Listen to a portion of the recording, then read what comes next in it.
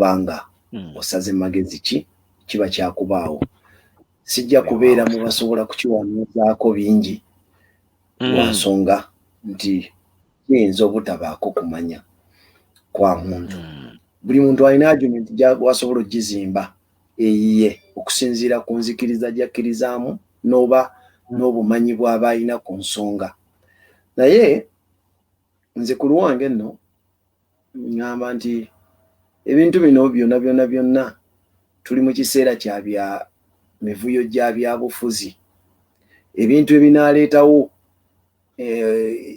diversions tuve ku mulamwa bingi tebijja kukoma. Era nze olaba omuntu nga tannaba kummatiza nnyo na nsonga ndala yonna eyinza okuba nti evuddeko kino, nze nsuubira nti abali emabega w'okukola ebintu bino bakyakola bingi nnyo okwagala okulaga ensonga yaabwe nti weeri. Wabula ffe nga ffe kye tugamba nti katulwane tununule eggwanga lyaffe, bwe tunaamala okununula eggwanga lyaffe n'egyo emigozo oba n'egiriyo mu bitundu eby'enjawulo, mu bwakabaka obw'enjawulo, mu bifo byonna ebigatta abantu eby'enjawulo gijja kugonjooka. Lwakuba nti kati essaawa ya leero bwe tuba tetunnaba kweggyako ono abitembeeta kubanga weebiri, tetugenda kubanga tubimalawo. Muganda waffe Dennis teyakwatiddwa nga agaba masiki, namulabyeko ku live, namulabyeko naye nagenza okuddamu ate okuwulira, mbadde ngenza okuddamu okuwulira nga ate bagamba free Dennis City, nempulira nti bamukutte. Muganda wange Moshi naye nga bwatuuse ate ayinza okuba alina n'agasingako awo. Ajja tubuulira ssebo. Negenda mu maaso gwe ssebo Mwami Makanda. Okay. Kaakati olwaleero twadde twagala okutunula, twasuubizza abantu baffe abagoberezi baffe. Twabasuubiza twabasuubiza jjo obudde bugimaze okugenda naye nga wange kedde kati. Nti twabasuubiza eggulo limu okulaga obubonero obulaga nti Uganda nsi gye tulimu ggwanga effu, ggwanga eryagwa. Ebintu bingi nnyo w'olabira eggwanga erigudde oba eggwanga effu. Naye wano nze mba ndaba bulabi okusinziira ku bibaddewo. Ekibi kye tulina nti abantu baffe tukyalina obulwadde bumu, titugenda ne tubeera n'ebintu ne tubiraba ate ne tumala ne tubibuukako. Ekintu bwe tukibanyiza amaaso nga tukyerabira olumala nga kigenda kikomawo n'okukomawo omuntu kukikuddiza kikujjukiza ng'olabanga ekintu ekipya mu kamwako oba ne mu matugo ne mu bwongo obwo. Naye nga ekyo kyonna kiva ku ki? Baatuseetinga ne mindset yaffe okuba nti tetukkakkana kwetegereza nsonga ne tuginywererako. Ekyo kye kirwadde kye tusinga okuba nakyo ekisinga okutuluma. Eggwanga lyonna bwe mubeera mu nsonga z'ebyokwerinda, okwerinda kw'eggwanga muteekeddwa kwesigama ku engeri gye mufunamu okumanyisibwa oba engeri gye mufunamu information. Intelligence network yammwe yesinga okuditamininga amaanyi g'eggwanga mu byokwerinda.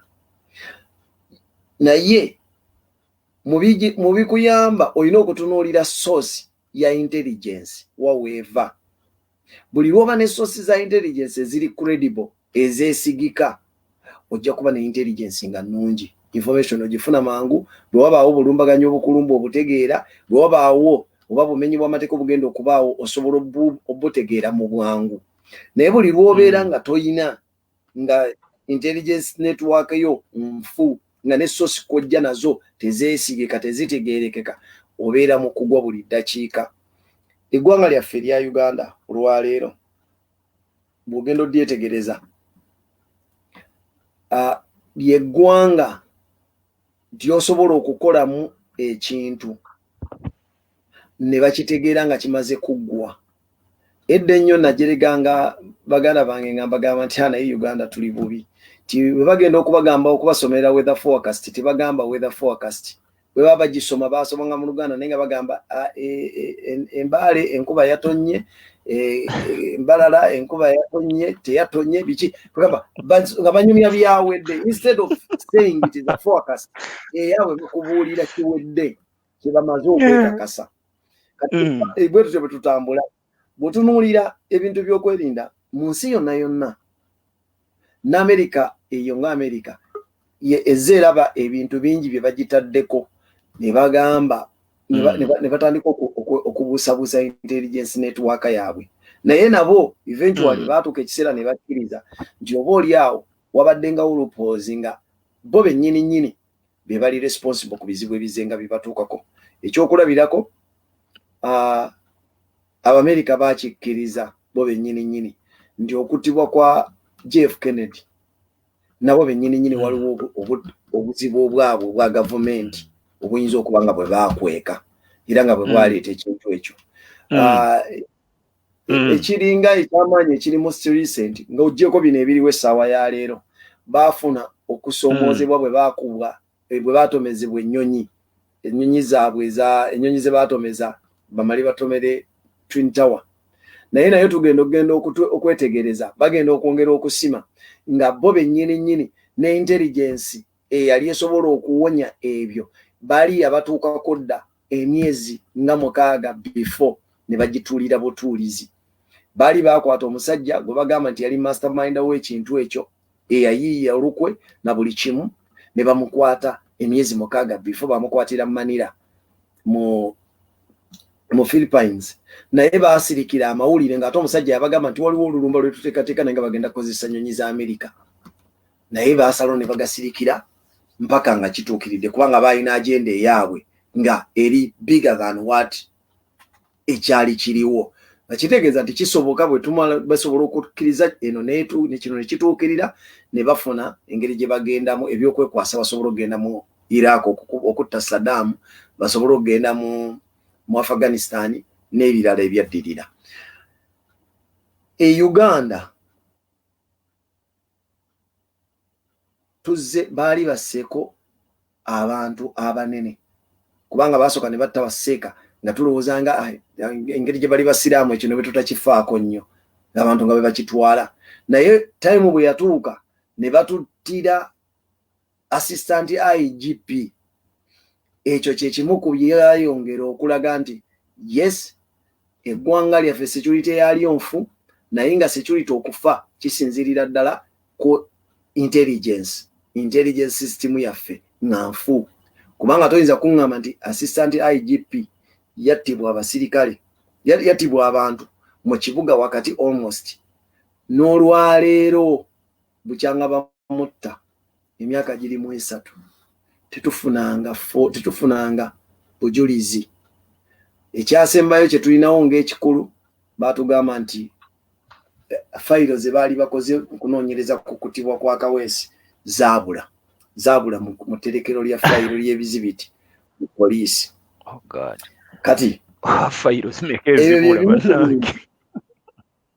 kati n'otugamba nti source ya information eri credible gye mwesigamako gye mulowooza nti mwesigamyeko n'obeera nga okozesa y'abantu bali muki okozesa y'abaliko ababbi ab'olulango nabadde ennaku ezo si bwe gwali lindako mukulu Makanga si bwe gwali naye ku masiro gano agakagira koza myaka emeka ye gwali mwaka ki 2010 oba ne gajja kaakati kabaka akoze byakoze tulabye biki tofaali biki badde balinawe batuuse bambi let's give credit where credit is due ate kati tugenza okkeera ekintu kyekimu eri fayiro tennaggwa ate kati twongeddeko n'ekirala wano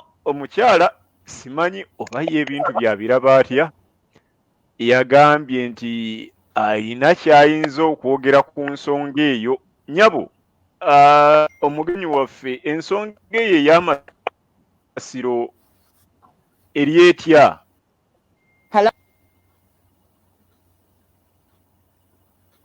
halo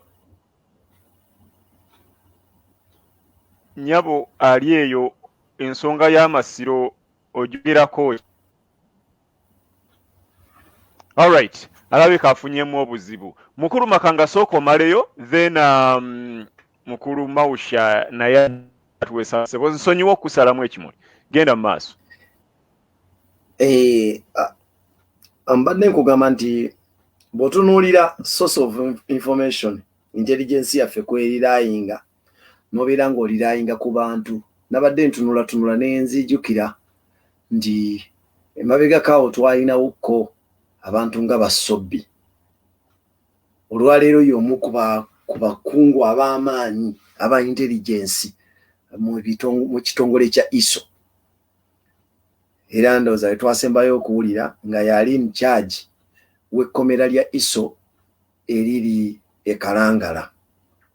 Ebyo naye nyini yajjako kona confirming waliwo programs weziri bw'ogenda n'onoonya ku zaakazibwe Bashir ojja kumufuna omuntu oyo gyali era akola byakoze mu ngeri emu oba engeri endala be bamu ku bantu ababeesingibwako era nawulidde ennaku bwe nazzeemu okumuwulirako ddoboozi lye ng'agamba nti akola emirimu gya pulezidenti era yejjeno w'ekibiina kye bayita ttiimu Yoweri nga asukkulumya nnyo Mwami Museveni naye ekikwewuunyisa nti ebyo byonna Mwami Museveni yabifuna n'abiwulira n'asigala nga tavuddeyo wadde okukasuka disclaimer okuba nti a well-known criminal can associate himself with you n'agamba nti mukwatagana mwenna era mukolagana mwenna akukolera akuwa ne information kw'osinzira okutambula n'okulaaninga eggwanga omuntu omulala ali soba bw'abiwulira ennaku erina mukwata so eyo y'embeera gye tusinga okutambuliramu era ekwasa ennaku n'osaasira abantu abalala ababa bawulidde ekikwata ku ggwanga naffe ffennyini abalirimu. Bw'otunuulira obukuubagano obuzze bubeerangawo in between ebitongole bya gavumenti tolema kwennyamira nga n'ekikyasembyeyo ng'oggyeko lwe twalaba sipiika ng'ali mu kuyombagana ne pulezidenti buli omu akasukira munne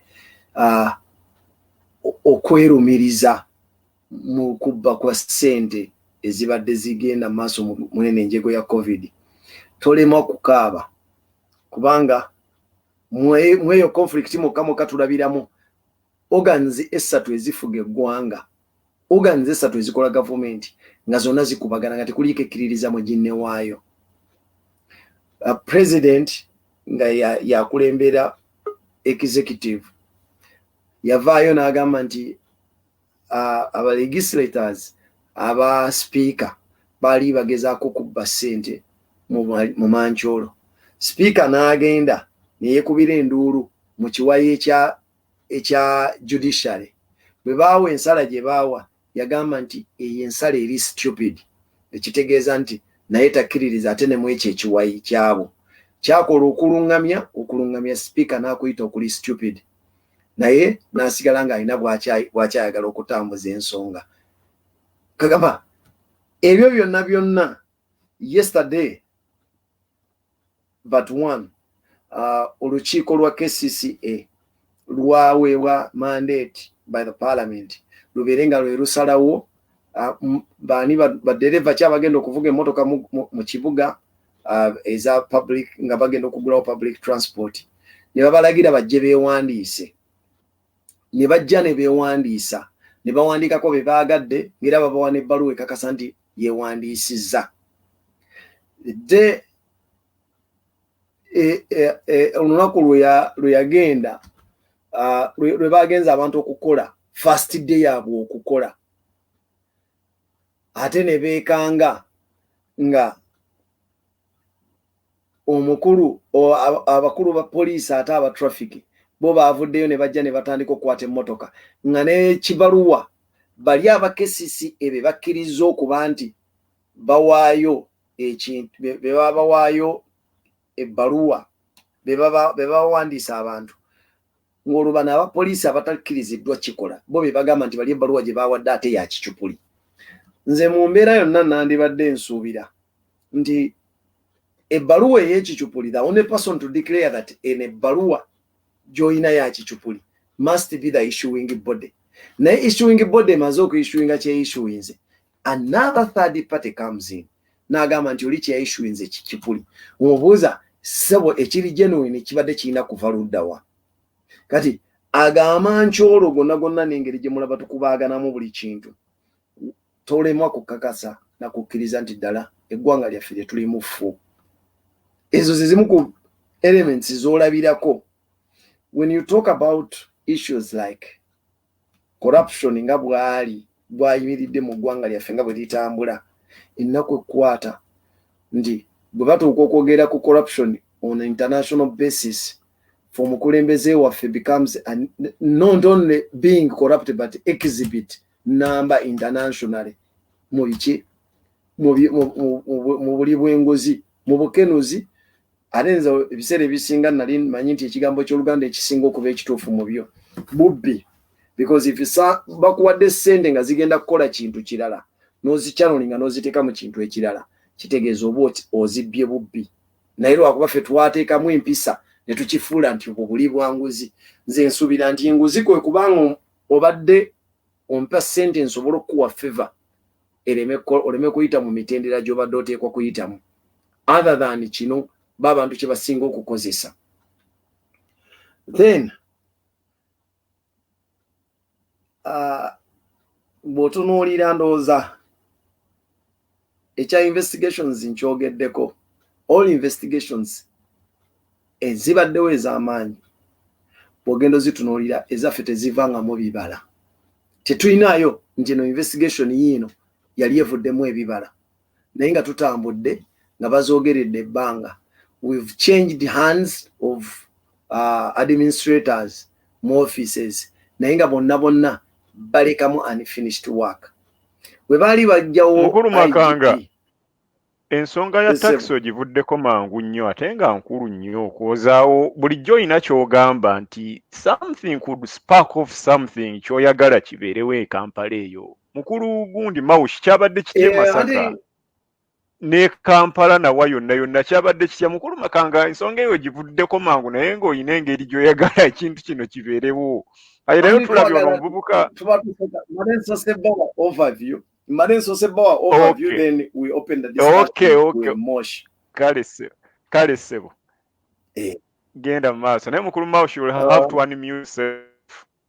Genda maaso sebo. Okay, kakati bwe njogerako ekintu kye njagala okwogerako ekirala kibadde kya exposure esembyeyo mu byonna ekyasinze, because it will take us back on each and every issue gy'olaba where you find obunafu mu gavumenti eno obusinze okuviirayo ddala businze kuviirayo mu njego ya COVID. When they saw COVID as an opportunity ey'okwefuniramu ebyobugagga n'okuyisaawo ebyo ebibadde byabalema okuyisaawo, then gye bakomye okwe-exposinga obunafu bwabwe buli kimu ne tukiraba. Right now tokyalina kyokyagamba nti kino ky'oyinza okuyimirirako n'okyesigamako ne weekakasa. President azzeemu this time n'agraduatinga, yasembyeyo nti luli yasuubiza sanitary pads ne zimulema. Right now yasuubiza TV set. Kati musaasirira ababadde bamuwuliriza n'abagoberera byayogera. Teri kintu kisinga kunnumanga abantu bemusuubira nti mubayita bagezi era abaweebwa ekitiibwa, nti bw'abasuubiza ebintu ng'ebyo bangi bakubye ne mu ngalo ne bamwebaza nga beerabidde nti he had promised sanitary pads, mere sanitary pads, ne zimulemerera. So bwe tutyo bwe tuli. Mukulu Moshi, nsanyusa okulaba once again. Gwosinga okulaba ebibaddeyo nze ebisinga mbirengerako katono.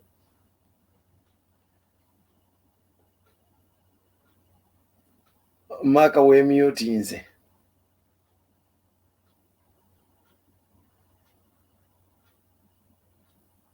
Moshi simuliana.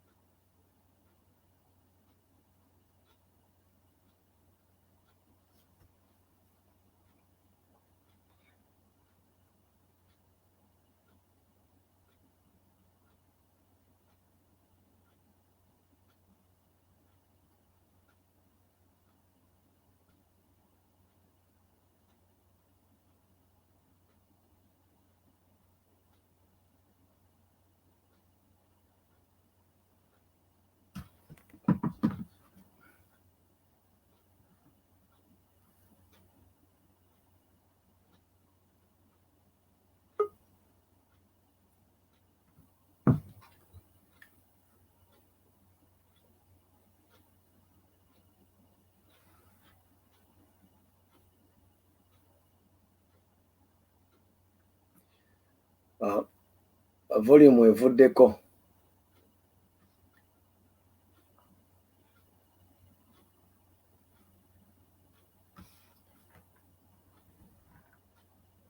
Maka simanyi oba ompulira naye volume evuddeko.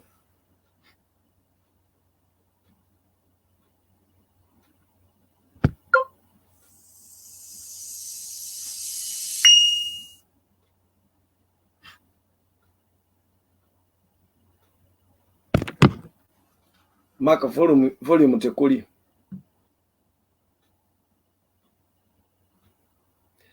I don't know. Abalala volume evuddeko simanyi oba yange mugiwulira. Bwe mba mugiwulira musobola okuŋŋamba wano mu comment ne tulaba.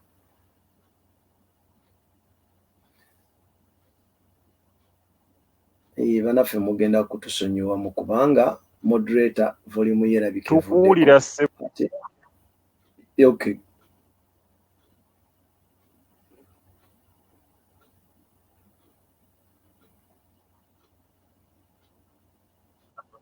Mukulu Makanga genda mu maaso tukuwulira taata.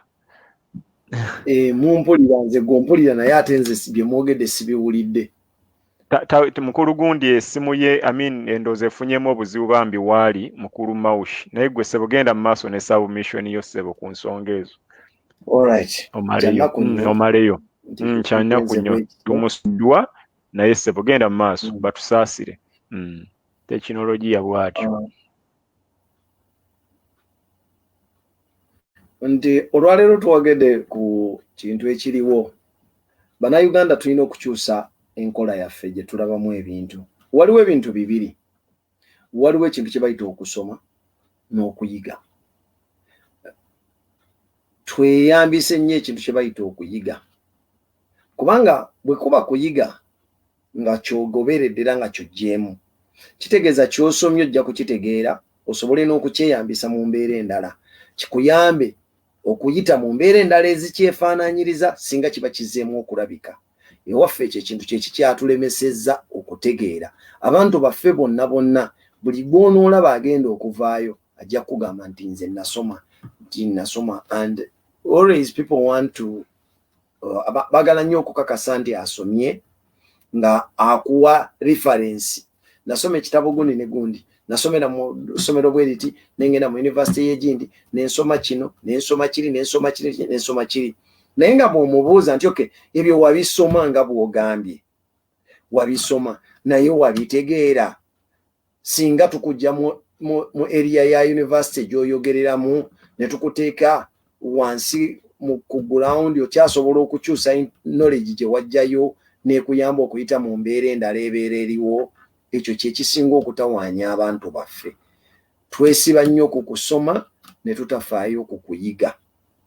Era ne Mwami Museveni kyeyava akola ekintu ekyo n'akikola nti yaddira okusoma kwaffe n'akuggyamu okuyiga. Tusoma muwawa. Abantu baffe kati abaana basoma muwawa. Waliwo lumu twali twogera naani yali MC Noman n'agamba yasinkana omwana ng'ava ku mwana wa university najja ewaabwe naye ng'omwana tasobola kukozesa TV set na remote nga n'ebyokukola tabitegeera just okuparatinga TV set ne remote yaayo nga tasobola bikola naye nga mwana wa university. Ekitegeeza nti okugenda ku university agenda naye nga byasoma muwawa talina kyayiga talina kyasobola kuyiga kubanga ne mulamu obwa bulijjo talina wayinza kweyambisiza kusoma kwe. Ffe abantu baffe bafaayo ku kuyita ebibuuzo. Abantu baffe bafaayo ku kika kya degree kyafunye class ya degree gy'ofunye. Uli ajja kugamba nze nina first class nina second class upper nina biki obyogera but in actual sense nga amagezi go gennyini nga gwag'omuntu teganaba ku qualifying nga wadde okutuula mu lecture room. Ekyo ekintu singa tukikyusa singa tukikyusa ne tutandika okufuna education with knowledge. Because what we have is now education without knowledge. Tulina abaana abasomye naye nga tebategeera. okutegeera omuntu akirabanga ekivumo naye ng'ate bwekityo bwe kiri. You can be literate but ignorant. Ekyo abantu basobola okitegeera. You can be literate but ignorant. So literate but ignorant. Yeah. Illiterate is more knowledgeable than you. Nayenga.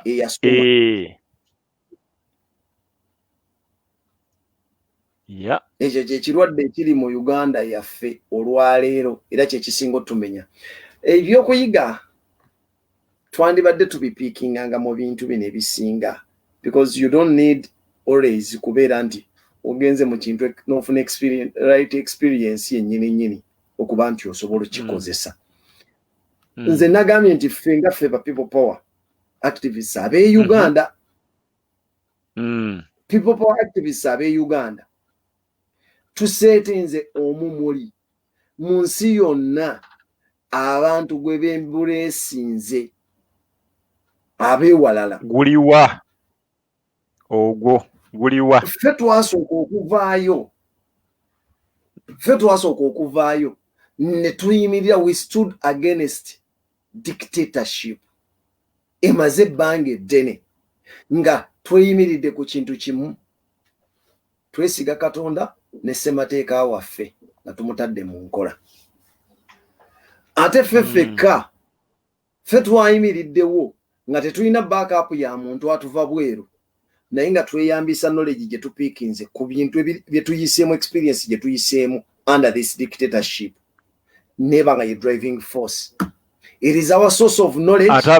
Because you don't need to read South Sudan.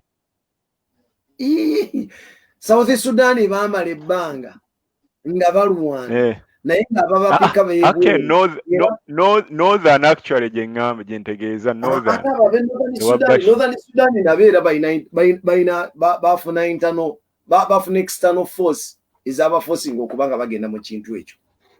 Naye ffe tuyina ngana ffe tubaddemu ne external ekintu singa kyedomodde edda. Anti kati awo ffe ate we twagaanira twagala okugezaako tusaawo trend empya. Tuleme kugamba tukolera ku external force egenda tuteekako obukwakkulizo, because buli lw'okozesa external force nekudrivinga obukwakkulizo bukulemesa. Yensonga lwaki buli gy'olabye revolution zibeerawo olw'okuba nti external forces ze zaali zisinga okuba ez'amaanyi, tezaagala mutereere. You cannot stabilize.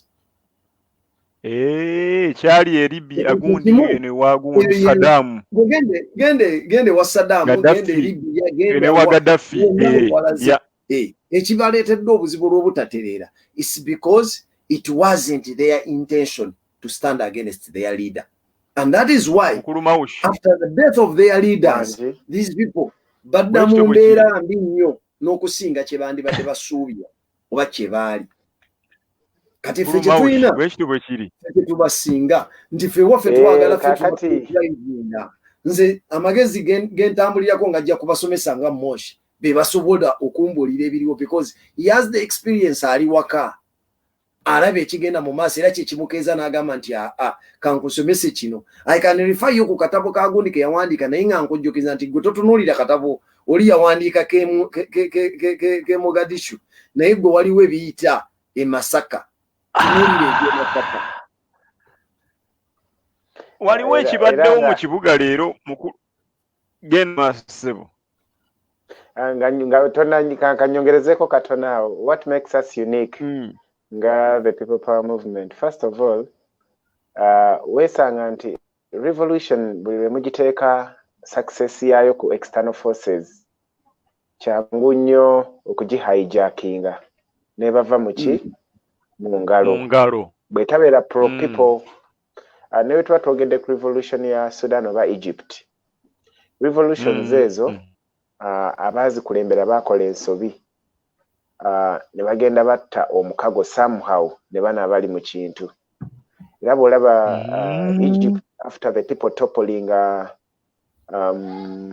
omugenzi yani muzijukiza erinnya ly'omugenzi wa Egypt, tulaba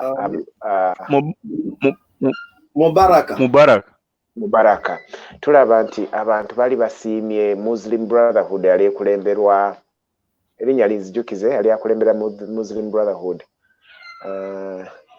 omugenzi oyo akyali mulamu ndowooza ya mugenzi naye yafa abantu gwe bali basiimye bakola kulembera Misiri nye tugenda okulaba olw'okuba amagye galina role enene Fatal Sisi gye gaazanya mu kulyawo Mubaraka revolution egagiwamba era we twogerera it is more or less like just a change of guns mu Misiri nti bejjako nakyemalira ne bafuna nakyemalira omulala. Fatal Sisi is also a very very terrible guy simugumiikiriza kyekimu kye tulabye ne mu Northern Sudan nti abantu basibye ennyama ne basinzira naye abakulembedde revolution olw'okuba babadde nga balina enkola okugamba babadde ndooza tebanyweredde kiba politicians bazibu bwe baasika omugwa ne bannamagye 1-2-1-2 okugera okutuuka mulundi ogwokusatu nga bakkiriziganyiza bwe twogerera kati revolution y'abantu bannamagye bagibba era ogenda okulaba nga balina engeri gye bakwataganamu n'abaali bakulidde okwekalakaasa abakulu aba opposition nga kati bassa kimu which is somehow annoying era kyobula nga people have been so careful obutayingizaamu nnyo career politicians obutayingizaamu nnyo external forces because these people can cut a deal anytime revolution yamwe ne mukolaki nebeera betrayed kyemula nga tulemeddeko mu mbeera yonna tinze a nobody eri amumanyi naye ndaba nga nyina okufiirawo okulaba nga things change so that I don't wait for not just Kyagulanyi but even anyone else ali mu kifo ekyamaanyi ennyo nneme kumwesigamako nnyo wabula mmanye nti okununula kwa Uganda ne Uganda okutereera it is entirely dependent on me because once we make the same mistake ne tuyingiza bano abantu abasobola okusala deal in time tujja kuvaayo tukaaba bukaabi. Moderator mbadde nkusaba awo mbadde nyongereza bongereza ku mukyamukulu Jaffe abadde agamba nti revolution yaffe ya njawulo and indeed it is different because it is a pro people. Mbadde nkusaba ekibuuzo kireete ngattewo bulungi flowing sebo. Kale sebo mukulu Makanga asooka omaleyo wali ku failed state yaffe Uganda as a failed state yadda ina ensonga za ttaanya then ate tulyoke tulabe ekyekiddako. Andi kati tutunuulira ebintu byonna ebyo nga bwe tubitunuulidde tubiraba njagala mutunuulire policies ezikoze kati mu COVID era kuba tujja gitwalanga COVID period because kati muba musoma mwenga abasoma history Mwami Museveni ogenda Museveni kati mumusoma mu history osobola omukutulamu Museveni bamukutulamu ebiti bingi osobola omutandika Museveni yali sooka okuba omuyeekera n'omugjamu Museveni ng'agenza okuwamba Museveni asooka oli ng'ayeekera bye yeewandiikako ebyo then tudda ku Museveni gwe twalaba ng'ayeekera omutuufu ono yatta abantu b'eruweero tumaze najja n'ayingira obuyinza twalaba Museveni ow'emyaka 10 egyasooka oli yayambala ne ku kanzu ne tulaba Museveni after 96 kubanga kati tutunulira Museveni mu constitution ye yasooka ya 95 then nojjangu omutemaatema mu buli gundi azenga yeeyubula ng'afuuka ekintu ekirala. The only thing China ekitakyuka is that war is changing for the worst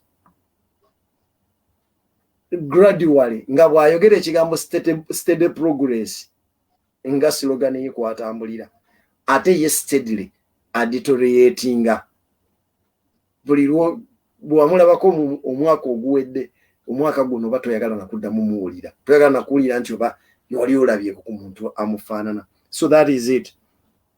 Tunuulira ebiga policies ezaleeta ideas zajjayo you would sit and wonder whether we really have advisors for the president but botunuuliranga apparently the most significant advisor right now the most significant is full figure kuba yasinga okulabika kati yasinga ali more popular than even the president himself. You wouldn't wonder ng'olabye Museveni ayogedde byayogera kubanga naye nyini asetinga police nga teyeekakasizza nti oba eri mature and he is forced to come back the following day okusobola okukola ki okutereza kyayogedde okujjawo kiri kyeyayogedde kati ekyo omukulembeze ataba na poliisi kwayinza kuyimirira omanya nti you are a failed state because he is the state the leader of the state ate nga byayogera kwe tutambulira. This is a man obwongo bwe kati bwatuuka ku level ebuzaabuza n'abantu bakoleramu agaba directive owa poliisi n'agitegeera bulala ow'amagye n'agitegeera bulala member wa parliament yagitegedde bulala naye nyini yagiwadde nga yagitegedde bulala n'owa LDU n'agitegeera bulala nammwe bagiwadde ne mugitegeera bulala. And that is why bakeera ku makya era tomala gapakuka n'agamba nti ndagidde nti kakati ab'ebigere musobola okutambula nga mwekutte mu ngalo. Tomala gafubutukayo genda nojja n'okwata munno mu ngalo because oyinza okumukwata mu ngalo owa LDU nakubba essasi ku mutwe nti oyagala kusiiga munno oba ojja kwesiiga korona nakubba essasi mu mutwe kubanga ate bwe bagamba kuba mu mutwe kati eyo yembeera gwokimanyi abantu okubeerawo nti tetugaana nti abakkiriza tumanyi okufa kubeerawo essaawa yonna but right now okutambula mu Uganda ubeerawo okutuuka n'obutatu Wanji Maushi.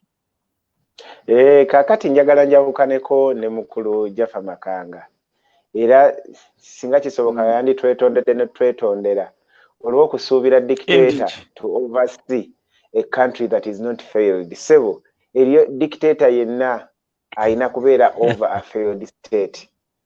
Sebo sagala ofule ali surprised yekubyengalike. Yeah, the moment things are functioning, it is not like that. Apparently, yeah. Also, a state tefa yonna ebiseera ebisinga to be ruled by a dictator. A dictator can come in, nga state is sinful. Naye nga ye asazeewo nti okusinziira ku biriwo dictatorship yeetaagisa wano. Naye kati eyaffe kiri bwe kiti nti nezandibadde organs endala ezandibadde zibeerawo nga kwe muyinza okubeesinga not only organs za government ne society yennyini the social setup which is our personal responsibility is also dead.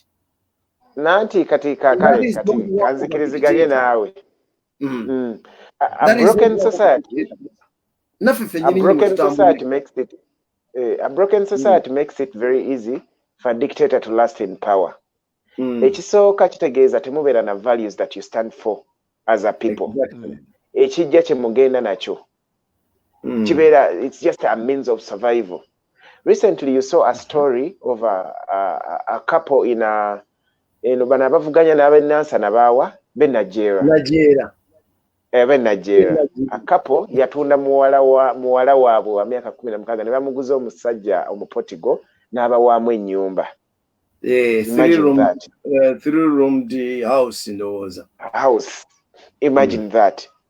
Kubanga singa taata abusinga muwala we buli muntu yandibadde akuba nduulu. Now this is a mother and a father agreeing to exchange their daughter for a house. Yo society gye twogerako. Teriyo dictator. Okay, sijaga teriyo dictator. Naye dictator Museveni style eno gyafugiramu kyekyo kyennyini kyayagala. Ekika ky'abantu baafuga be bamuwa enkuba.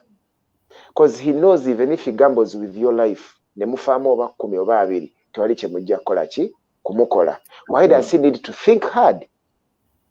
Kankubuuze bw'oba badde ovuga emmotoka ng'akasozi okayitirako mu gear number 5 etanywa nnyo mafuta. Why would you need to change the gear to number 4 or 3 or 2? Ukiraba? Ng'ate ne 5 ekola kyekalinnya. Museveni has done so many wrong things and he has gotten away with them. Yeah. Nga teri amukuba ku mukono. Kati kankubulireko directives zino ze yayisizza. It's not that he can't think anything better. Because if we think he can't think anything better, tuba twerimba. Kubanga singa Museveni is not a simpleton. If he was a simpleton, he wouldn't have ruled us for these 34 years. kubanga bonna abeefuula abagezi Simpleton ye muntu nga kale nga talowooza nga mu buguyavu. Museveni si mu buguyavu. Singa abadde mu buguyavu teyandikifuuza emyaka 34. Watusomera ku plan. Musiraamu tugamba eyeefaanaanyiriza ekibinja abeera wa mucyo.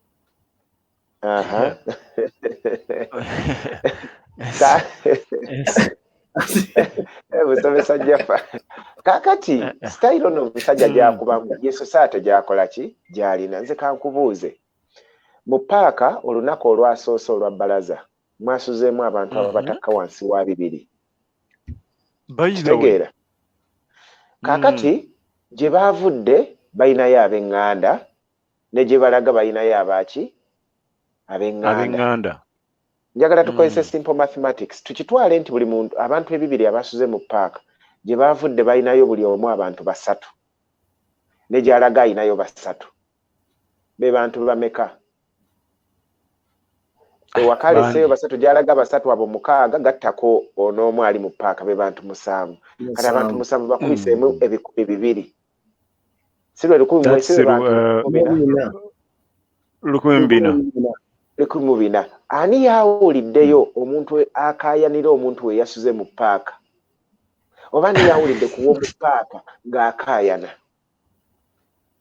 kakati wabanga oliatuseka ekizibu eyasuze mu nsiri eyasuze wabweru nga takaayana kati ye dikiteta lwaki asumbukana lwaki asaasira atannasinda kituufu ebyokukola alina bingi zera nyinawe nagambye basulemu wiiki kati n'abatakisi bennyini mu kifo ky'okukaayanira ku basaabaze baabwe batunulidde kwewandiisa eri beesindikira ku kisaawe kodi Kampala buli omu yesulirayo gwa naggamba kyekyo kye nabagambako luli nti ababoda badde babazoganya ng'abatakisi bazinze ki mikono ne mukulu gundi naye yakyogerako makanga ate abatakisi babazoganya abasaabaze bazinze emikono kati ekirungi ne ku basaabaze kyalumye.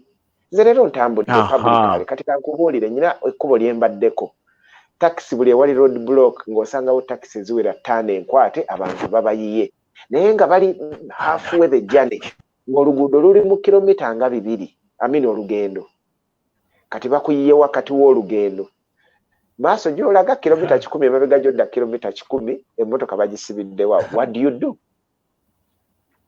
Naye bonna ng'obalaba nga balinga endiga bakotese bati emitwe batambula era ngambye bugambi essaala y'amakanga tegenda kutuuka eyo njo gyayagala essaala eyo yandituuse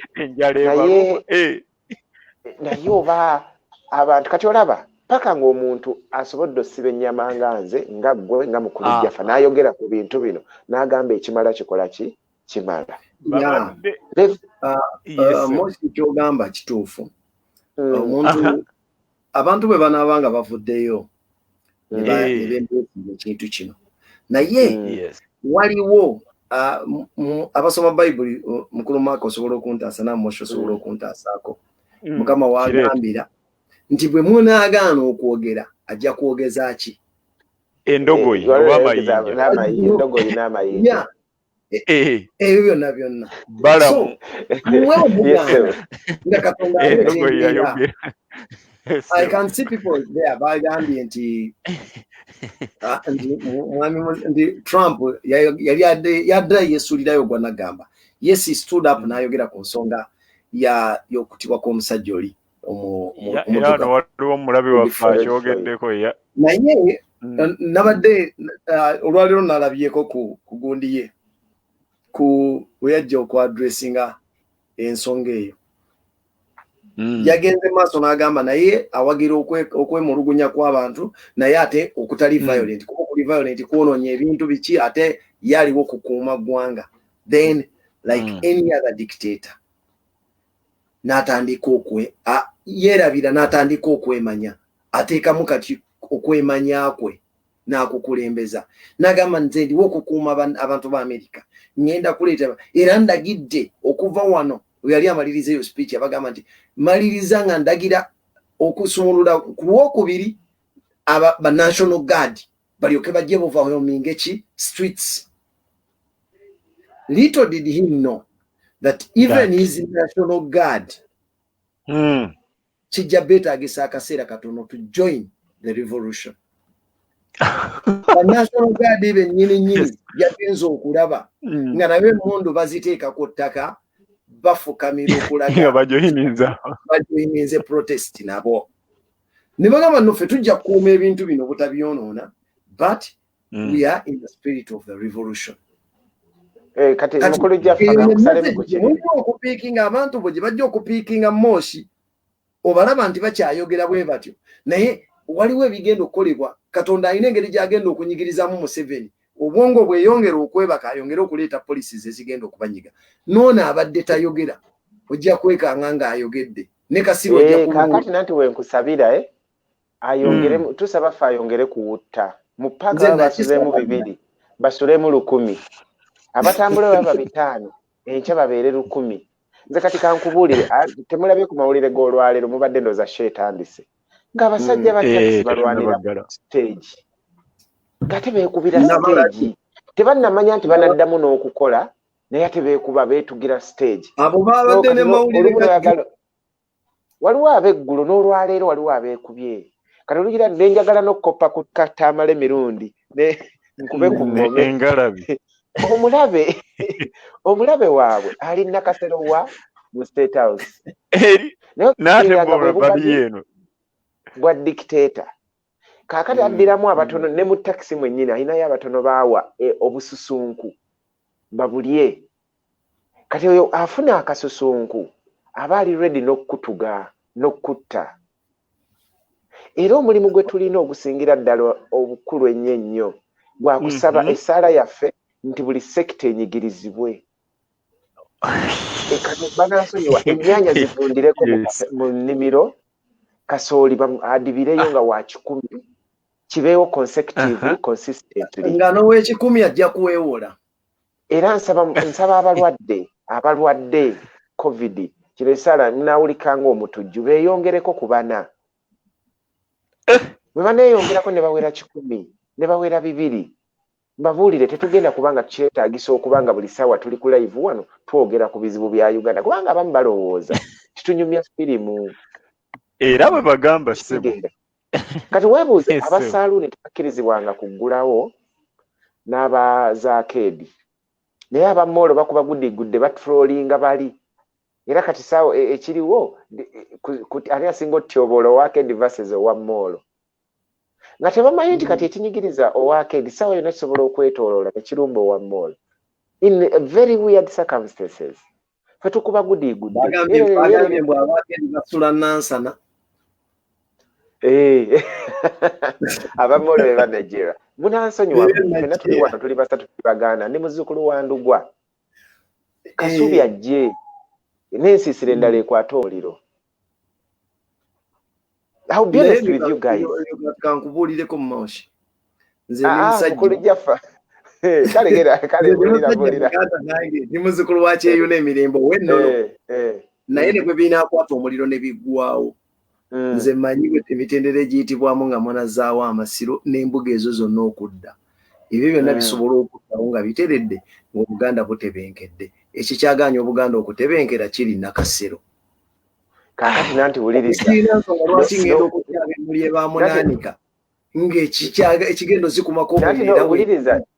Munansonyiwa kansabulemu be batugamba gashuba bya Musemasonga 5 tuwulirangako kutereza institutions ng'eya fire brigade oba investigations eza police kuba kati weebuuze nga tonnabanja Ssemasonga 5 beera mu kalukalu omubuuze omuliro gwayo kyamazaala mpanga njagala alipoota kubanga ne bwana akuwazirisa mukulu Jaffa gweyagala njogera bikuwoomera byokka leka gwe nange saagala ate weebuzeebuze ate ng'oli musomesa saagala weebuzeebuze kati gwe oli moderator sebo mpulira mbuuze kibuuze muwala wo ono gwentera okulaba awo Vivi Valerie agenze kwebaka ayinza okusalawo ku ngatte n'ekutuuka joina oba ingato jotekedde okwambala eyo mandate agiina abaana b'omulembe guno sebo naye sibayinza okunsalirewo nangamba daddy ntenyumye naye ate tayinza institution y'emmengo nze omu ku bantu abakkiriza nti erina amaanyi mangi n'okusinga nga bwekimanyi erina amaanyi mangi amaanyi no gali open naye challenge nga history bw'alaga they don't know how to play with the power they have. Njagala tutunuulire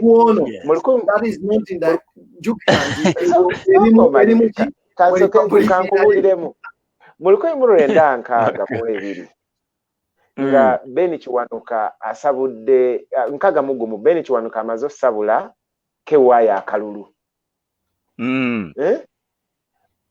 Mengo establishment bwe yatuula yasalawo ki musomesa Jaffa mpa answer yokka saagala kunyinyonnyola Mengo establishment bwe yatuula nga DP bakubi akalulu mu nkaga mugumu yasalawo ki yasalawo simanyi saagala nnyo kusoma binamenya tagenda kungasa okutta omukago ne kewayi era kewayi ne yekisa batta omukago ne badefeatinga DP ne badefeatinga Ben Kiwanuka flash forward bwe bazuula nti Obote byakola tebinyuma mu nkaaga mu mukaaga olukiiko ne lutuula ne luyisa resolution eri gye bayita Kamulali resolution Kamulali bagamba tugobe central government na buli ka establishment kayo ku ttaka lyaki lya Buganda any patriotic Muganda yandiwulidde nga it's the right thing to do okay it is the right thing but it wasn't the wise move omusajja ogwo maze otegeera nti olina omuntu gwe bayita kawenkene okitegeera toyinza kweyiwa okay bajjajjaffe siba exonerating at the same time saagala mbasalire musango kuba naffe abazzukulu tukola ensobi zezimu naye ezo ensobi zeza olwagamba nti muve ku ttaka lya Buganda Obote Mundu n'akwata ku manduso na guno gujwa tukyakaaba maziga kyekiriwo ssaawa zino nti tulina advantage ya strategic location yaffe nga Buganda beta Uganda netubeera ne numerical factor tuli bangi yes netubeera ne nationalism Baganda sikwogerera bulala bubi tribes ndala we are the most proud people about our culture and about our identity as Baganda kati ezo kazingo zirina mu kikonde bwoti you can play with the powers that are be naye kyekiha kyekyovola Moshi yagambye bwati in quotations amaanyi tugalina naye kandi kankutereze Moshi ekintu because being a teacher you're followed by many people and your deliberations are taken yes you are comparing two people or two bodies because we are talking about Uganda as an institution but in two parts, two segments. In one segment, in a constitution, which constitution had the provisions, the 1962 constitution had the provisions eziwa Buganda amani nga Buganda. And remember, even when it came to independence, Buganda yafuna independence on the 8th. Then Uganda nefuna enkeera.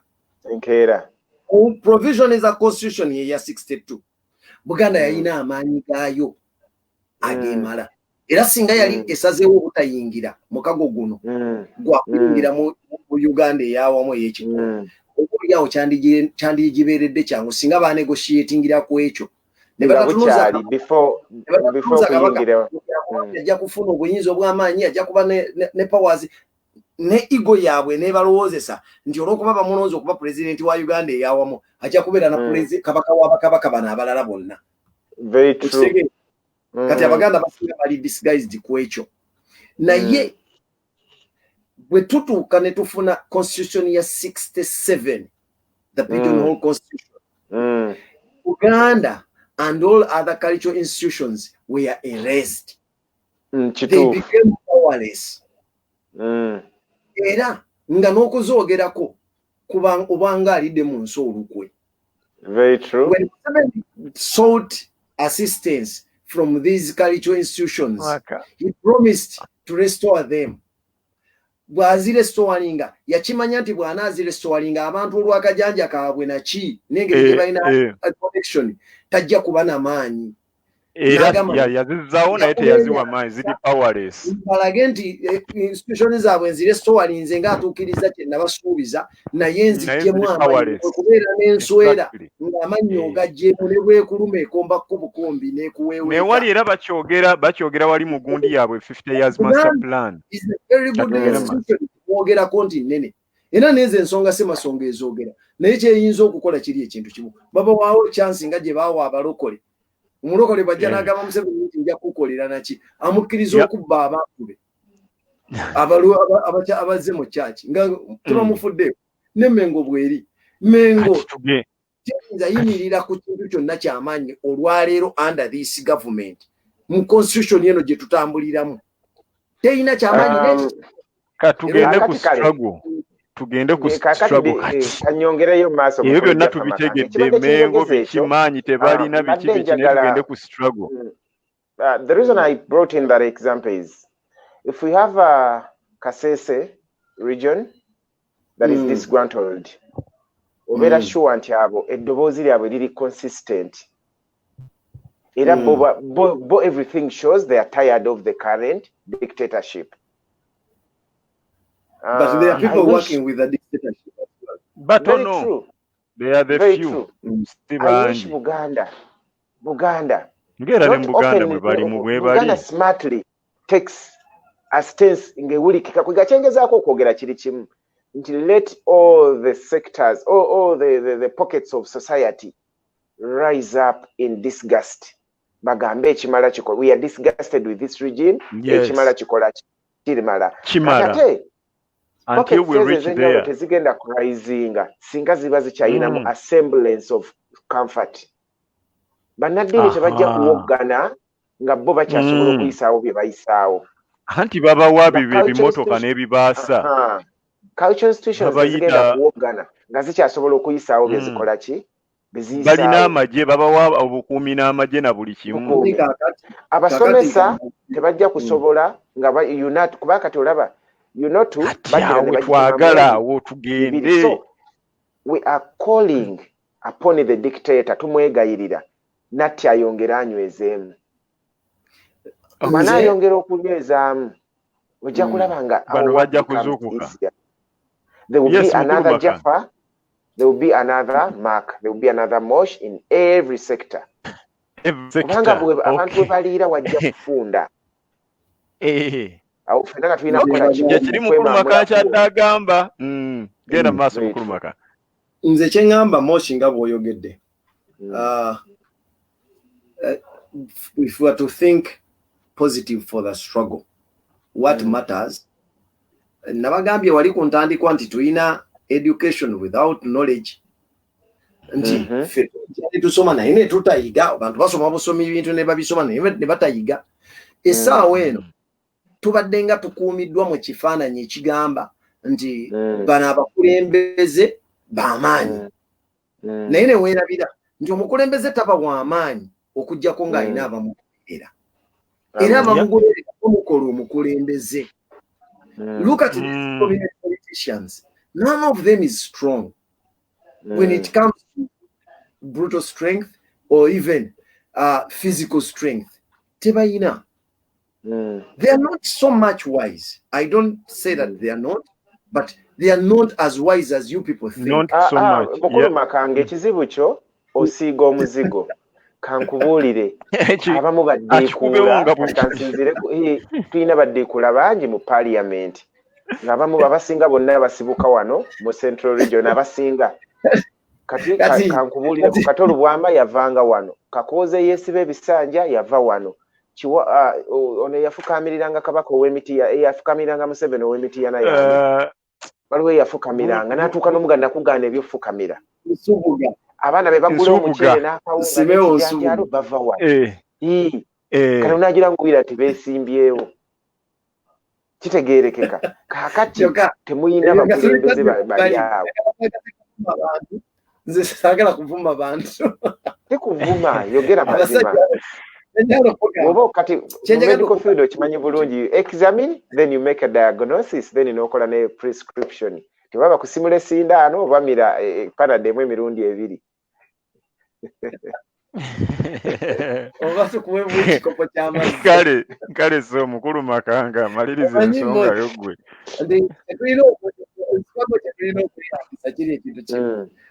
abali mu struggle mukimanyi let us not call for our institutions zetwegattiramu okuvaayo zoogere aze muganda na oli muzukulu oli wa Lugave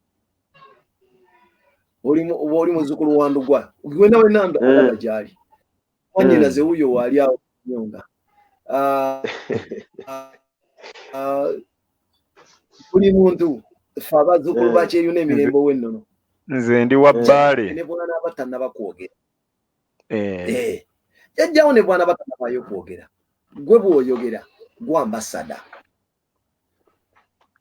naye abantu baffe batya nnyo Makanga abantu baffe batya nnyo kati laba ono omuvubuka leero Dennis City akutte gundi y'effulaga ye nga mumanyi curtain raiser n'atandika okutambula abasajja ne bajja ne bamusalako bannange oteeka okuba nga olabika vidiyo ako ne bakwata omwana ne bamutwala kati kino ekisajja ne kikwata amasasi apwa ne kitandika okukuba ndowooza mwe muli ndikuteyo omuntu ng'omu babiri tewali kibakozeewo iyi mukulu Makanga gwe wagamba nti ku kyalo okwo mumanyi bulungi nnyo nti kati nze simanya bwe mpita wali ewagundi Yesu amala n'enzika ewagundi simanya ngwira wali ewagundi egindi mbadde manyi kye bagenda okukola okajjukira akantu ako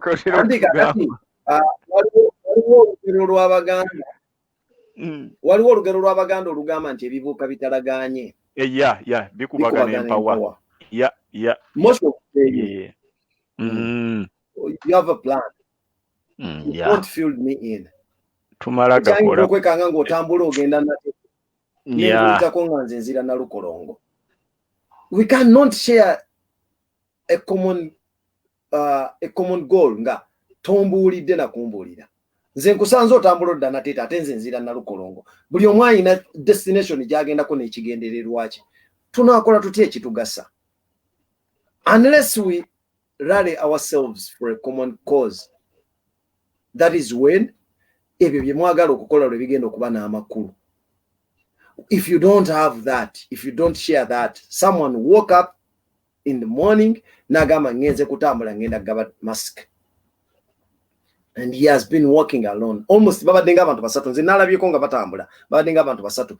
Of course wabadde wakwata video ng'akwata Dennis City atambulira bwati bali wa luguudo ng'akutte ne flag nga waliwo n'omulala amuvaako emabega. Kati sitegedde nze awo wena komye okubalabako nga batambula. Kati mweyo embeera Dennis City teyateeseteese na muntu yenna nti owaaye tugenda okukola ekintu gundi nti oba twebeereramu ku nsonga eno. Wekanga n'ekifo we bamuzingiririzza abantu ababadde bamutegeddeko batono. People cannot just go in something like that nga temwetegese. Ekyo nabagambye nti bwe mukyemanyiza bwe mukikola muba mugenda kutta n'amakulu g'ekintu kye mwagala okweyambisa okukozesa. Bwe nga mwagala kweyambisa kwekalakaasa okwo okukuwa amakulu muteekeddwa okukugjamu okuzannyazannya. Temukukola okugjako nga mwekakasiza nti mugenda kikola. Mukolo Jaffa. Naye wano bwe mukikola akolamu bwe mutyo muleetera abantu okunafuwa. Mwami Jaffa mbadde nsaba nkusalemu ekirimi nti mu revolution eno society yaffe bw'enaaba yakwenunula nga yo erina okusaza omusittala egamba ekimala kikola kimala. Kankubuulireko tulabire ku kyokulabirako ky'omu US nkusanze okikozesa. Katwogere ku waliwo is it Fernanda Castilli guy gwe battira mu parking y'emmotoka ne basirika. Twogere ku so many cases ezize nga abaana battibwa abaddugavu paka ku Ahmed Odri gwe basembyeyo okutta emabegaawo ku Sono Nance gwe basse paka lwe batuuse okutta George Floyd. Yeah. Ekintu kya George Floyd saagala kubeera okay, siri mu America, sibadde on ground, sinza kugamba for sure nti kyabadde kitegeke. Naye it just became spontaneously nti abantu batuuse ne bagamba ekimala baddugavu bafudde ekimala. Kaakati bwe tugamba nti people power tetunnatuuka kugamba oba society ya Uganda tennatuuka kugamba ti dictator tunyigirize ekimala, kitegeeza abaana nga ba Denisiti bangi bakyayingira amakomera, abaana nga ba Rita, abaana nga baani bagikyafa. Olw'ensonga nze nkimanyi at the end of this George Floyd thing, America is going to have a discussion. Bagenda tula ku mmeeza bagambe tutandike okwogera ku kizibu kya racial bias as far as law enforcement is concerned. Things are never going to be the same. Kakati webuze faba pipi tunasala ddira ne tugambe ekimala kikola ki kimala. Kuba kakati sawa zino Trump bulijja ayogera amazima agakaawa. Nze ndi muwagizi wa Trump by the way. Naye bulijja ayogera amazima agakaawa and he gets away with it. Nayeyereza abantu na getting away with it. Leero akigezezaako, no one wants to listen to his BS. No one. Ne Republican Party yennyini eyimirira nayo egaanyi. General Mantis yamuvulunze ngalowooza avulunga Geno yekayeka. Ogenda okumanyiza nga bajeno bonna beegase Trump bamukoze ki bamuvudde because the society feels enough is enough. Omwana Denisiti ogwe mutamanyi kati nze kambanyumize ku Denisiti briefly. Mumulaba just ku video. Fe waliwo time we yatuuka we battira Rita Nabukenya beegeza mu baana abawere 10 nga bakusanga ne beret ng'otudde ku board oba otambuza bigere oba more less like ng'oliko bull's eye ku mugongo nga anytime they can kill you. Omwana Denisiti yasiba ennyama tava mu overall myufu tajja beret ku mutwe ku piki ye.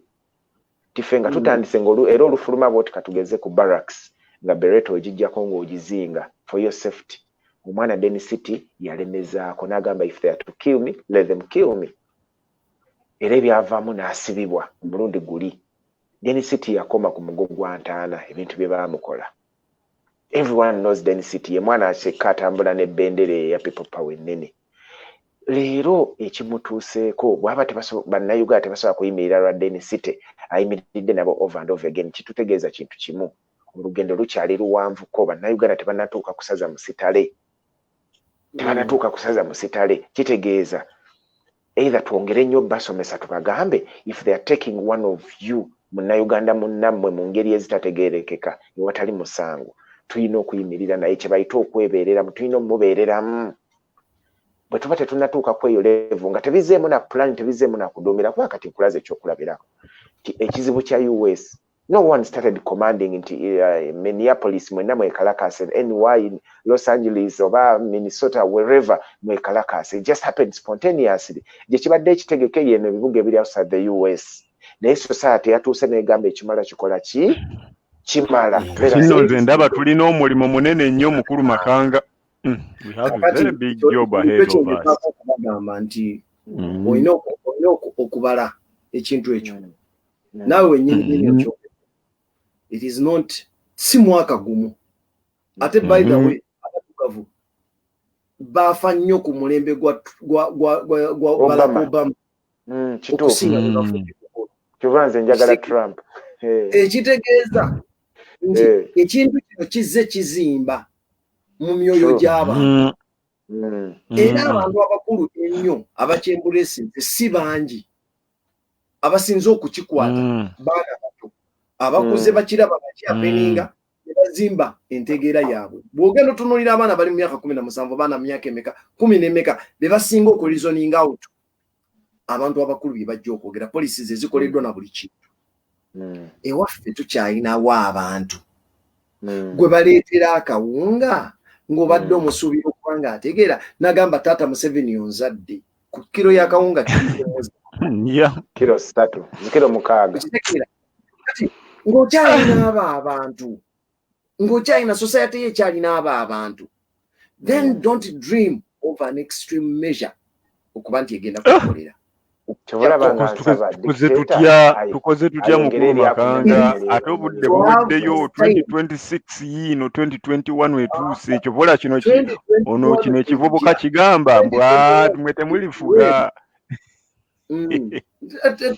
Omubuuza akisomyewa singa okindeetera n'okibikula nga kiri mu Qur'ani n'okimbikulira nga kiri mu Bible awo nkukkiririzaamu naye ebintu abantu bye boogera because nze engeri gye omanyi ntunuulira gundi knowledge eri mu bitabo ebyo nti ntunuulira knowledge eri mu Qur'ani omuntu okuba nti yagikompilinga bw'atyo nga muntu buntu ekulaga divine work okikiririza. I look at the Bible nentunuulira engeri abasajja gye basengeka ebintu nti it is not just easy okusinkana omuntu ng'omutwe gwe gusobola okukola ki ne gupanga information eyo kati nze bwe mbanga ebintu byoleeta byonna byonna oli byatusinziirako okuwa reference tebiva mu byawandiikibwa ebyo ebitukuvu. Simukiririza kintu kimu ekirala oyo ani yamugamba nti ffe nga bali mu people power oba banoonya enkyukakyuka tusuubira buli muntu otuwagira tetuli basiru tetuli bamwaka tetusuubira buli omu nti ani atuwagira tuba twerimba. Omanyi mukulu Makanga gweyagala kyogerako waliwo philosophies bbiri ku bulamu waliwo gye bayita idealism ne pragmatism. Idealism yeyogera ku kintu bwe kyandibadde mu mbeera eri perfect tinze ngenda kusoma bwe mmala nfuna omulimu n'omukyala ngule emmotoka nzimbe ennyumba. That is the ideal era kyoba oloota. Kati ate bw'ozuukuka especially okusoma ne kugwa degree n'ogifuna realism oba pragmatism neeyingirawo. Bwekitali kyangu nomanya nti okunonya omulimu nagwo mulimu gwennyini oguwedde n'okwana obukwanyi omuntu akukkirize wakava mu ssomero nga si kyangu. Kakati mu people power tetukkiririza mu idealism ebyo mbwe tugenda kuwoggana buwogganyi bosi kaaveeko tutukwate munedda. We are pragmatic. Tukimanyi we are realists. Tumanyi gwe tuvuganya dictator nakyemalira era tumanyi amakubo goyitamu okugonzaani nakyemalira and one of them is kubikkula bantu bangi ki bwongo. That is why we are here. Tekitegeeza nti buli muntu ate anaatuwuliriza oba nakkiriziganya naffe nedda. Tetwagala ate era twerimbe nti ffe abalina okutegeera kwa buli omu tuba tuzze ne tubikkula emitwe gyammwe nga bwe tuyiwamu mmwe muli bakalu nedda. We just come put everything to light.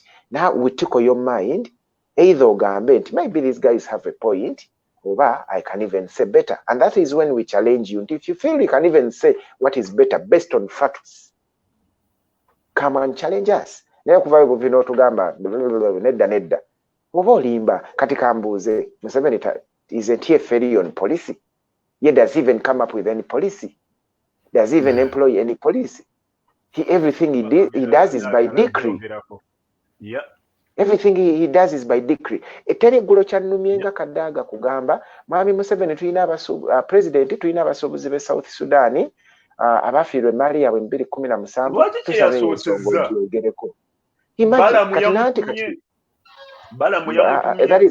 there is a huge click. Eyo click bw'ogigattagatta erabika aponye y'omu ku bantu abo balamutwali. So many people kaddaga ayisaawo business gwe bantu bayogerako walabako ku bagenda ocompensating bamulimu omuntu wa wansi owa bulijjo nedda oba mu bizibu bye tulina mu ggwanga tulina Bayuganda abali stranded. Is that the first point? I was very disappointed.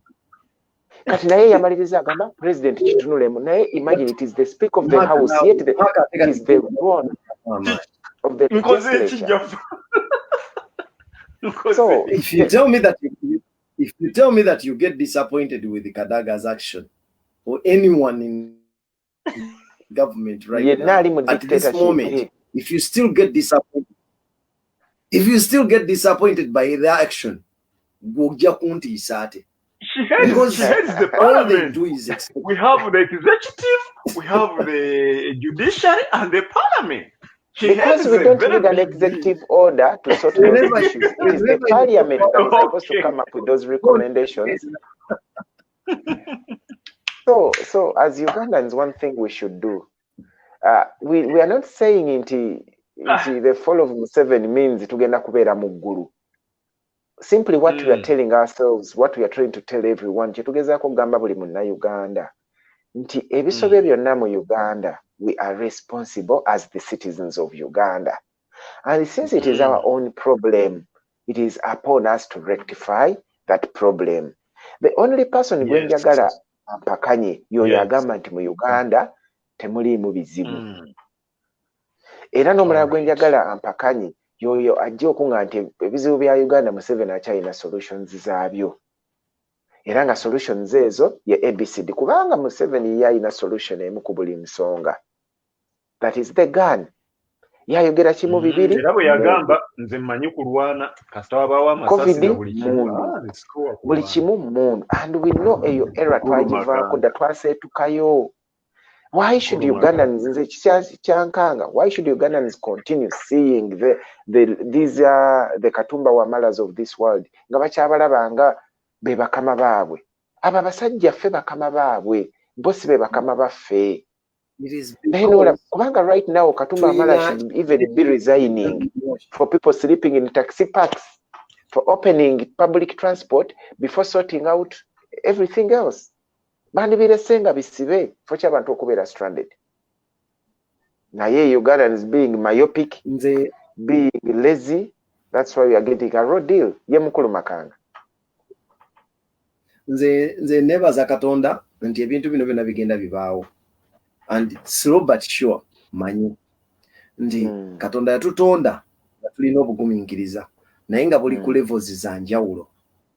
Okitegeera nti bino bye tusomesa abantu omuntu okumugamba moshi nti abantu kati kyemanyi nti bwogezako n'oliwindinga obulamu emabega emyaka nga 5-6 banji bandi badde sawa zino tebabeera wano kutuwuliriza nga twogera myaka nga 5-6 emabega because they had issues ez'okulowoozangako. Agenda mu kandolindoli, agenda mu ki, agenda ludda wa ng'ebyo obwongo gye butambulira. Katonda aleese ekibiba gyeko kati n'abaforcinga badrivinga nga bajja eri ekiteekeddwa okuba nga kibakola. Katonda agenda bagenda nga abatambuza mpola mpola. Abatakisi bagenda kujoyininga bannaabwe ababooda because kati ababooda abazze. Then ne bapasenja bagenda kutambula bajje. Tunaba tuliawo nga n'ab'emmotoka eza bulijjo bajja. Onooba oliawo nga ne balandiroodi b'ebizimbe batuuse. Onooba okyali awo nga n'omupangisa akaaba nga be babbyeko ettaka nabo bajja. Ebyokwogera bigenda kuba na bitono because ekigenda okulalinga omuntu for a revolution era alinga abantu for revolution zino zibeera zino secondary gundi zibeerawo primary causes zibeerawo zijja zitambula byebyo ebinyiga abantu police ze zikozesebwa taxation policy then kati nga bwe tulina zilandi grabbing tulina biki ebyo byonna bijja bizimba mu mitima gy'abantu naye nga tebanafuna maanyi kati obananamandu soko kantu akatono ennyo secondary causes bwe zituuka weewuunya n'okwewuunya. Omuntu gwe babbako yikaze ettaka 10 nga tayombye bamuyira buyizi nfufu mu sukaali. Okitegeera nga yasirika nga bamubbyeko yikaze ettaka 10 naye kununo lwe bayibye nfufu mu sukaali ku dduuka mwamugula nga si yenna nti nawe kisobola okumuleeta ki mumbira nagakati ekitegeeza kati bino byonna bigira bibboyiringa paka wali ku 2021 yokubemangu so kulugundi gyayite mangu so kugamba siyagala muntu agwemu maanyi kubanga bw'onoggwamu amaanyi ng'essaawa ya leero nti abantu tebavuddeeyo kuyamba Deni City olw'okuba tebeebeereddeewo kati naawe ogwemu amaanyi tebeebeereddeewo tekiina makulu kwebeererawo ngaawe baneebeererawo ate ne bafuna dictator n'omuwa mukisa gwa kuttawo basseewo okwongera okwasetaininga nti w'amaanyi nnyo n'okutiisa omulala eyandibadde ajja.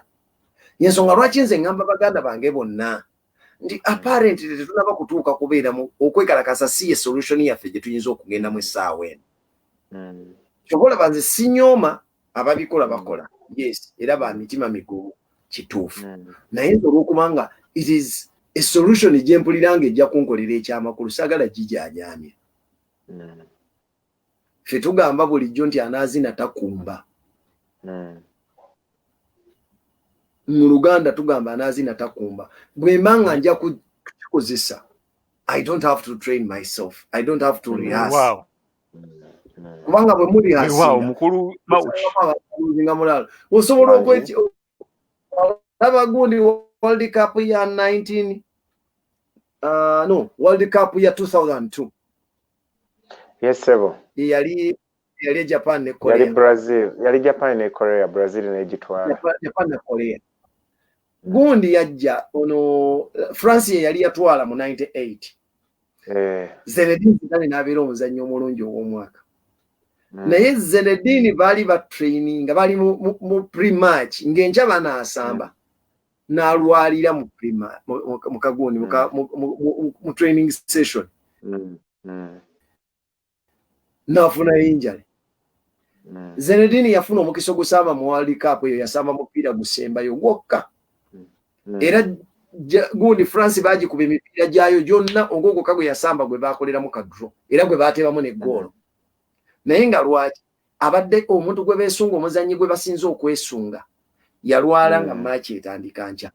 Kwegezaamu kwe kwamuleetera obuzibu. Singa yali teyeegezezaamu n'asirikira gy'asirikidde nze ngamba nti yandibadde ajja n'anyika okupiira gwe. Weewaawo. Akola life training. Naye kati naffe wano bwe mubanga mwagala nti mugamba nti omusajja ono engeri gye yamanyira ebyekifuba nga tujja muteeka ku kibuli omutwala then ekibuli tetukizanyisa ku kifuula kyajamya kubanga ajja kyonoona amakulu gaakyo ajja nakutiisa abandi kigoberedde ng'atandika okukozesa amaanyi kuba mumukyegezaamu nga temunneetegeka.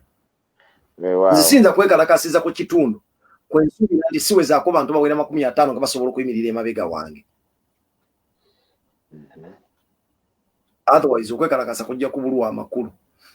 Mu mbeera eyo nze mmanyi nga bwe mulaba I still appeal to my fellow Ugandans, especially abantu abakwata mundu, because abakwata mundu bano bazanya rolo ya amaanyi nnyo mu kuwa Museveni confidence okusooka bebawa government confidence ate era beba demoralizinga.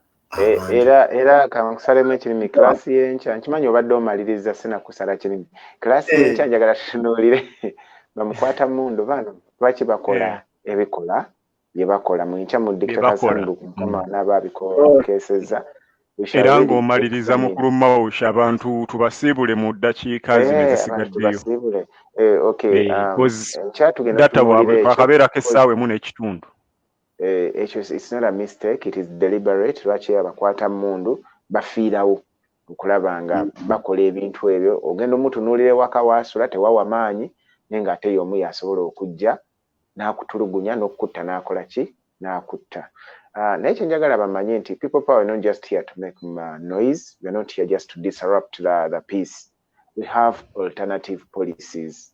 Tulina bye tujja nabyo ebyawukana ku kya Kawenkene Bosco kyakola era nga bwe tukyogera bulijjo tulina programu yaffe bagiyita 5 Fist.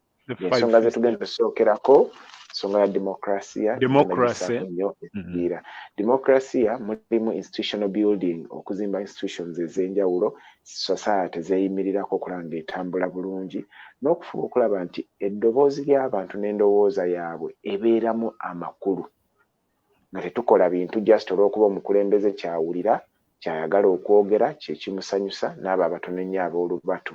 So democracy tugumusaako nnyo essiira era ye minzaani gye tujja okwagala otutupimirako nti nga people power mwajja mwatusuubiza democracy naye raba we tutuuse eyo ye minzaani era kyetusookerako ddala omuntu obe n'obwogerero obeere nga kwegamba totya kwogera eddembe lyonna eriri enshrined mu constitution oba eriteekeddwa erambikiddwa mu constitution ng'amazima buli muntu alyeyagaliramu.